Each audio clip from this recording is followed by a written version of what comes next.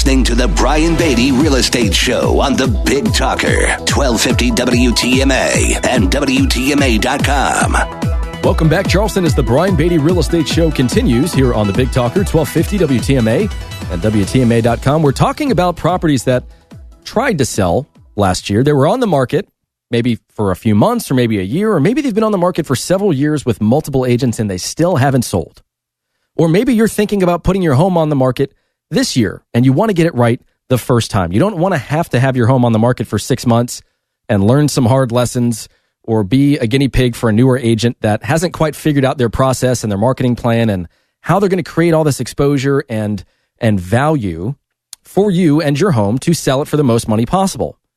So what I want to focus on now is, again, how are we as a team, how am I personally taking listings that other agents have represented previously, rebranding them, repositioning them, and getting them sold? In many instances for very close to what they were previously listed for. There are plenty of sellers out there that need a price adjustment. We just talked about that. But let's focus on marketing for a little while. And again, if you're one of those sellers that's either thinking about selling your house or you've tried and it just hasn't happened yet, feel free to give me a call. My number is 843-345-1273. That's my cell phone. You can call or text that number and we'll have a conversation off air about your plans and how my team and I might be able to help you. Again, 843-345-1273, or visit me online, listingsincharleston.com. That's listingsincharleston.com. So when we talk about marketing, there are a few things that consistently come up that other agents just are not doing a very good job of. And so I'm going to be a little hard on real estate agents first, and then I'm going to be a little hard on the seller, actually. The first thing that we always look at is, okay, aside from the price, let's push price to the side for a minute because I think we've already talked about that. And price is a case-by-case basis. How is the property, what's the online appeal look like? You know, if I click on that property in the MLS, what is my experience like? Or if I go to Zillow or Trulia or Realtor.com, basically the big three websites that people use to search for real estate, what am I looking at? How are the photos? How is the description? Am I getting a good sense of what it means to not only live in this house and the amenities associated with it, but also in the area? You know, if I'm moving here from Idaho and I know nothing about West Ashley, what is it about West Ashley that's so much different from James Island or Johns Island or North Charleston or Somerville? If you're not explaining that in your listing in an attractive and creative way, then you're missing opportunities. The first thing we look at is, was there professional photography? And in many instances, the answer is no. And I am convinced this is not me bragging. I think I have the best professional photographer in the business in this area. They're not on my staff. Other agents use them as well. But man, are their pictures awesome. They make a property look fantastic without tricking people into thinking that a room is 3 times as big as it actually is.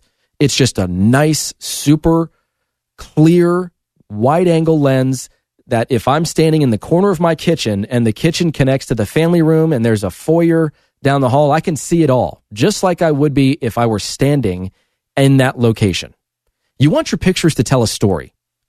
I position my pictures so that it's as if somebody is walking through the house. There are so many properties out there that have floor plans that are not wide open. You know, it's pretty easy when you have an open floor plan where, you know, you're basically living in a big box in a living area and then you've got some bedrooms positioned throughout the house. It's pretty easy to see how that home is laid out. But what about all these traditional homes? What about all these brick ranches that haven't been opened up yet or renovated? What about all these traditional homes downtown or in the historic district of Somerville that are very much so a traditional floor plan? Well, we use a 3D tour. It's called a Matterport tour. And it's a virtual tour on steroids.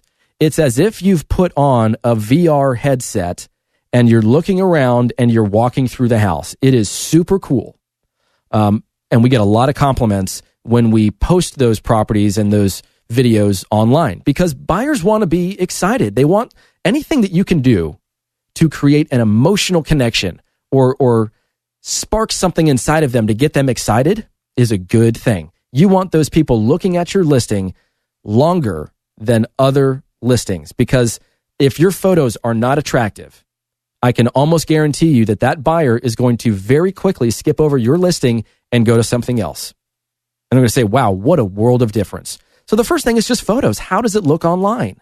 Do we have some attractive features on the property that might be really cool if we captured them with aerial photography or a drone video or something like that? So there's no one size fits all approach to selling real estate and the way in which you market it, because you have to look at the features of that individual property and say, what about this place is special? What's the story here? What is the likelihood of this kind of buyer purchasing this property versus this kind of buyer? Who is this ideal buyer? How do we find them? Those are the things that we look at and the plan that we put together to sell the property. Again, description is incredibly important. We have to tell a story. We have to have them understand not just, you look at so many of these listings and it's feature. It's granite, stainless steel, new cabinetry, pine flooring, crown molding. Well, they can see that from the photos. Yes, it's important to have them in the description, blah, blah, blah, but you need to use that as an opportunity to craft a understanding of what it means to live in that house. What makes it a home? What makes that neighborhood special, that area special? How convenient is it? Or is it not convenient? Is it secluded? And that's what those buyers want. You just need to find the natural qualities of that house that attracted you to it when you bought it, and then just reposition it. So many agents really fail at that. Another thing that I'm seeing happen more and more is we are now, even more so than we were several years ago, because we were still doing it back then, but we are providing more and more staging consultations to sellers so that when we walk through their house and we're putting on the lenses of a would-be buyer, we're saying, okay, what can we do to declutter this room? Can we take some of the furniture that you have in your house and reposition it? You get so used to living in your house that you forget you're selling a product. When you put your property on the market, you are selling a product. Your salesman or saleswoman and their product knowledge and their market knowledge and their ability to speak intelligently to the public about your property and what makes it unique and why they should buy your home over other homes is the difference between selling your home and having it sit. Period. And that's what agents need to get really good at. But unfortunately, the art of sales has been, in many instances, lost due to technology. Agents are now so ingrained with technology that's supposed to do their business for them and their job for them that they're just simply not putting in the effort. I can tell you that on my website, and this is maybe a little Big Brothers, maybe some of you won't visit my website after I tell you this, but when people go to my website and they register for information, let's say they look at a property in Somerville. Here's an example, okay? I'm just pulling this out of the air, but this is how it works. Let's say somebody goes to my website and they look at a property in Somerville, but they don't register their information. Well, guess what my website's going to do? It is going to now follow you around online, and it's going to give advertisements to you to draw you back to my website. So all this, we do 50 separate social media marketing campaigns per listing when we put them on the market. Our social media lead generation for our listings is huge. And so when we follow people around and we bring them back to the site and they then register and we know what they're looking for, then of course we're communicating with them. But the site is also communicating with those people on a behavioral nature. So as an example, let's say you go to my website and you look at the same property 3 times. Well, my website's going to automatically send you an email and probably a text that says, hey, I noticed you've looked at 140 Joseph Lane 3 separate times. Are there any specific questions I can answer with you? And my chat bot is going to, talk with you until that chat bot can't answer questions anymore. And then it's just going to let me know to step in, and boom. I'm now having a conversation with a real life buyer that has serious interest in one of my listings. And once I answer their questions and I convert them from an online shopper into an actual buyer, I then get to show my clients I not only know how to find the buyers, but I know how to convert them. And that is the skill that takes time and is unique, and is a skill that unfortunately most real estate agents do not have or do not spend a lot of time on. Their theory is, hey, I just need to generate a bunch of leads. And how are we going to do that? Well, most agents don't have a very big budget, so they do things like open houses, or they try to play the Facebook game, but they don't really understand how. And so they just kind of scratch their head. They say, well, you know what? I'm not really going to take listings anymore because I'm just not generating enough business on them. So I'm more of a buyer's agent. There's nothing wrong with that. Buyers need help too. But a skill set that a listing agent should have is the ability to not only generate a massive amount of activity on your property in a very constructive, proactive, and targeted way, but they also need to be highly skilled at converting those leads into opportunities for them to sell your listing, because they represent you and your best interests and have a fiduciary responsibility to sell your property over other properties. And that comes down to, when you go on Zillow, I want some of you to do this right now. I want you to go to Zillow, and I want you to just search for a home in your area. There's a little arrow button, and when you do that, you pull up a listing, and when you look at that listing, you will see the photos, the description, a bunch of other stuff that Zillow provides to you, and then you're going to likely see a list of 4 separate real estate agents to contact. These are what we call public listings or non-exclusive listings. So the challenge with that is if a listing agent represents a property online on the 3 biggest websites that people use in the world, Zillow, Trulia, Realtor.com, and they finally get to a point where they say, hey, I'm interested in this property. I want more information. They've got 4 agents to choose from. That is no different than me taking a listing and agreeing to work with the seller, and I put my for sale sign in the front yard, and then 3 random agents come by and they also put their for sale sign in the front yard. And so now I've got a 25% chance of actually having a conversation with the interested buyer about my own listing. And that's why Zillow is so darn rich, because they charge agents to have exclusivity, or at least they used to. They don't even have it as being an available option anymore.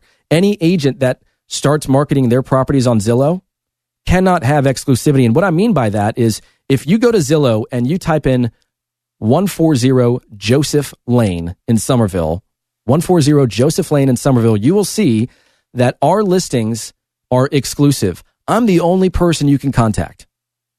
Other agents don't have the ability to communicate with my buyer leads on my listing.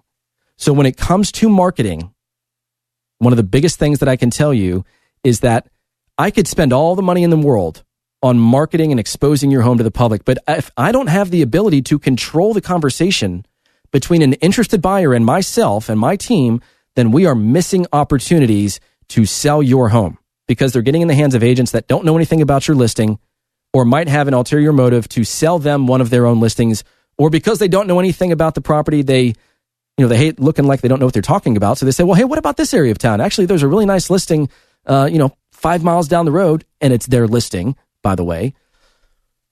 And so I'm getting off on a tangent here, but I think you guys understand some of the intricacies now of rebranding a property, reintroducing it to the market, and getting it sold. So just a few quick resources for you before I take a final break, and then we're going to come back and I'm going to hit some of these guides really quickly. But if you would like a copy of the 90 Things to Do to Sell Your Home for top dollar, or the Homeowner Guide to Remodeling, or How to Interview a Contractor, text the word GUIDE, that's GUIDE, to 843-345-1273. Again, text the word GUIDE to 345-1273, 843-345-1273, and I will email that over to you. Of course, if you'd like to reach out to me and talk about real estate, if you're in this position where you either want to put your home on the market and get it right the first time, or you've tried selling and it just didn't happen, then give me a call and let's talk about a plan to get it done for you.